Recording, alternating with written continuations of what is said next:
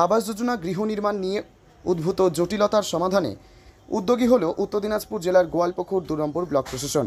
এদিন ব্লকের নিজামপুর 1 নম্বর পঞ্চায়েত মির্জাতপুর সাঠিয়ারা এলাকায় আবাস যোজনার কাজ পরিদর্শনে যান বিডিও সুজয় ধর, পঞ্চায়েত সমিতির সভাপতি আনোয়ার আলম, জয়েন্ট বিডিও নিজামপুর পঞ্চায়েতের প্রধানের প্রতিনিধি দিলীপ ব্যাপারী সহ অন্যান্য কর্তা ব্যক্তিরা। উল্লেখ্য, এই এলাকায় বেশ কয়েকটি পরিবারের নাম আবাস যোজনার তালিকায় নাম থাকলেও জায়গার জটিলতার কারণে ঘর বানাতে পারছিলেন না। এই জটিলতা নিরসনে কার্যকরী পদক্ষেপ নেওয়া হয়েছে ব্লক প্রশাসনের তরফে। উল্লেখ্য, এক জায়গায় অনেকগুলি পরিবার থাকায় তারা আবাস যোজনার ঘর নির্মাণ করতে পারছিলেন না। এ নিয়ে পঞ্চায়েত কর্তৃপক্ষের সঙ্গে বৈঠক হলেও সমাধান সূত্র বের হয়নি। ফলে এদিন সেখানে আসেন বিডিও সুজয় ধর। প্রাথমিক আলোচনার পর ঠিক হয় প্রায় 20টি বাড়ি একযোগে তৈরি করা হবে। অনেকটা মডেল কলোনির মতো ঘরগুলি নির্মাণ করা হবে। পাশাপাশি ওই পরিবারগুলির জন্য পুনর্বাসনের ব্যবস্থা করা হবে ব্লক প্রশাসনের তরফে। অন্যদিকে এই ব্লকে আবাস যোজনায় ঘর বরাদ্দ হওয়া 5000 পরিবারের মধ্যে 4200টি পরিবারকে দ্বিতীয় কিস্তির টাকা বরাদ্দ করা হবে খুব শীঘ্রই। অন্যদিকে যারা টাকা পেয়েও কাজ শুরু করেননি তাদের সতর্ক করা হয় ব্লক প্রশাসনের তরফে।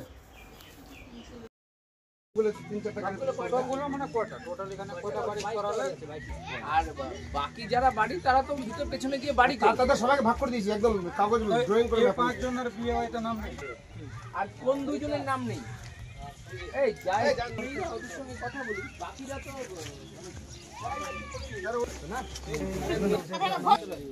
কারা কারা পেয়েছে বলো, হাত তোলো। কারা কারা 3 4 একই বাড়ি থেকে 2 জন তুলবে না, পেয়েছে না? হাত তুলে মা পেয়েছে, মা পেয়েছে। যার যার বাড়িতে বাড়ি পেয়েছে হাত তোলো সবাই। আচ্ছা ঘর পাইনি তো, সেই 4 জন কারা? তুমি পাওনি, আর কে পায়নি? পেয়ে যাও, তাহলে তোমরা সরিয়ে নিতে পারবে। ঠিক আছে, এই আমরা কালকে বাড়িতে থাকবে, তোমাদের বসে শোনো আমার কথা শোনো। যাদের টাকা সরকার থেকে পাঠিয়েছে, এটা বাংলা আবাস যোজনা, বাংলার আবাস যোজনার জন্য তোমাদের পশ্চিমবঙ্গ সরকারের থেকে মুখ্যমন্ত্রী টাকা পাঠিয়েছে। এবার সেই টাকা ফার্স্ট ইনস্টলমেন্ট দিয়েছি, তো তোমরা এই জমির জটিলতায় তো করতে পারছো না।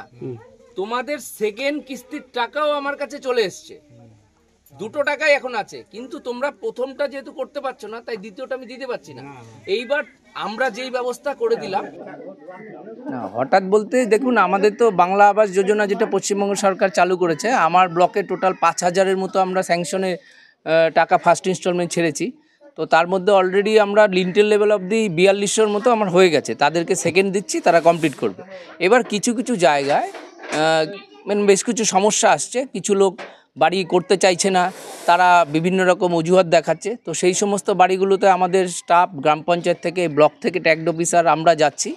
তো সেই সমস্ত জায়গায় গিয়ে আমরা তাদেরকে বলছি যে তাদেরকে কাজ করতেই হবে, এটা সরকারি টাকা তাকে বাড়ি করতেই হবে, এবং সে লিন্টেল করলে আমরা সেকেন্ড ইনস্টলমেন্ট দেবো। কোনোভাবেই কিন্তু টাকা নিয়ে মানে অন্য কোনো খরচা করা যাবে না, এই একটা মেসেজ তো দিচ্ছি। আর এখানে স্পেশালি আমি সভাপতি সাহেব, প্রধান সাহেব, এখানকার মেম্বার, আমার জয়েন্ট সাহেব সবাই এসেছি। এখানে যে 30টার মতো বাড়ি আছে, প্রত্যেকটাই কাঁচা বাড়ি, সবাই গরিব, এবং এদেরকে আমরা মানে নামে এরা এসছে লিস্টে। তো আপাতত স্যাংশন লিস্টে 13টা বাড়ি এসছে, আরও 5-6টা বাড়ি আছে যারা PWL আছে।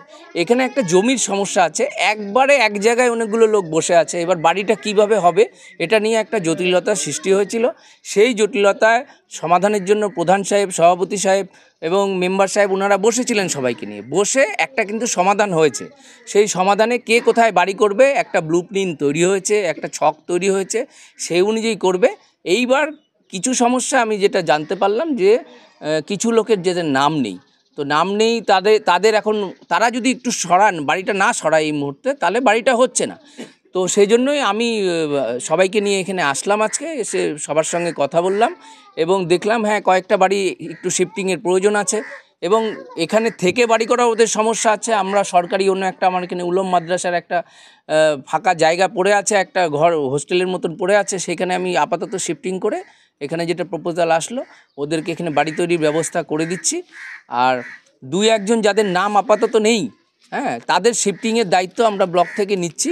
শিফটিং করার যে খরচা হবে, আমাদের তো এই কাজটা করার জন্য কিছু কন্টিনজেন্সি গভর্নমেন্ট থেকে দেওয়া হচ্ছে, আমরা সেটাকে ইউজ করে তাদেরকে শিফটিং করানোর ব্যবস্থা করে এখানে যাতে 13টা প্লাস আরও 6টা যেটা PWL করে এখানে টোটাল সুন্দর মানে একটা কলোনি টাইপের হয়ে উইথ স্যানিটেশন, ইলেকট্রিসিটি এবং পানীয় জল, এগুলো যেটা গভর্নমেন্টের টার্গেট আছে সেগুলো আমরা সমস্ত কিছু এখানে করে দিতে হবে। পক্ষ থেকে একটা মডেল আর কি গ্রাম যেটা হ্যাঁ, এটা রাজ্য সরকারের পক্ষ থেকে, মানে আমরা তো রাজ্য সরকারের কর্মী, আমাদের যেভাবে নির্দেশ দেওয়া হচ্ছে আমরা সেভাবে কাজ করছি। এখানে যেহেতু ইস্যুটা একটু বড় হয়ে আছে, আমার গ্রাম পঞ্চায়েতের স্টাফ, প্রধান সাহেবরা মানে মেটাতে পারছিল না, তার জন্য আমি আজকে নিজে এসেছি, সবার সঙ্গে এখানে কথা বললাম, কথা বলে তাদের একটা সম্মতি নিলাম। আমার থেকে আশ্বাস পেয়ে ওনারা যদি মানে সবাই মিলে একসঙ্গে সবাইকে মুভমেন্টটা এখানে বাড়ি তৈরি করতে হবে, মানে ইন্ডিভিজুয়াল কেউ করতে পারছে না এরকম একটা। তো এই জিনিসটাকে মেলানোর জন্য আমি সবাইকে নিয়ে এসেছি, সবার সঙ্গে কথা বললাম যাতে মিলে জিনিসটা সুরাহা হয়ে যায়, এই জন্য এসেছি। পুলিশ সঙ্গে আছে।